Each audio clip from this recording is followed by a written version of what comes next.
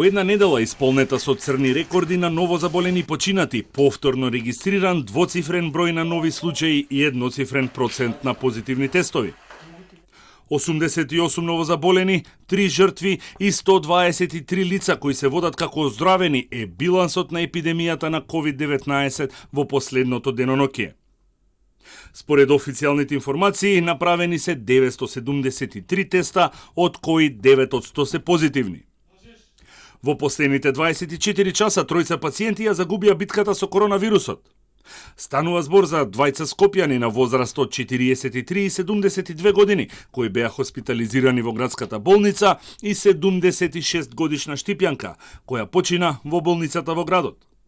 Од почетокот на епидемијата регистрирани се 385 жртви, а во моментов се активни 3486 случаи. И денеска најголем број на заболени се регистрирани во Скопје, 30, кое е најголемото жариште на вирусот со вкупно 1788 заболени. Денеска заболени имаше уште во 15 градови низ државата. Во Свети Николе, каде епидемијата ескалираше во последните неколку дена, а бројката се искачи на 110 активни случаи, денеска е регистриран само еден новозаболен. Епидемиолозите утврдија дека потеклото е од кластер во Штип. Најголем дел од новите случаи се вработени во текстилна конфекција која веќе е затворена, а во моментов се спроведува анкета и тестирање на вработените. Одлично изреагира локалната самоуправа во координација со сопственикот на конфекцијата. Во текот на минатата недела е донесена одлука иста да се затвори. Неколку дена дел од новодиагностицираните се на домашно лекување, сосем мал дел се лекува во болницата во Штип.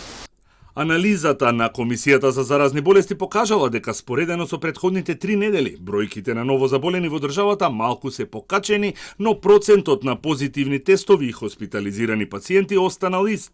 Филипче соопшти дека не се очекува зголемен број на пациенти во болниците. Не очекуваме некакво изненадување во смисла на поголем наплив на пациенти кои што би биле за прием во болница. Во таа смисла продолжува со ист интензитет работата на епидемиолозите на терен. Интензивно тестирање согласно индикацијата, интензивно пратење на контактите и нивно ставање во изолација. Течат подготовките за есенскиот брат на вирусот и за таа цел во 16 града, каде веќе постојат општи болници и здравствени домови, ќе се формираат регионални ковид центри.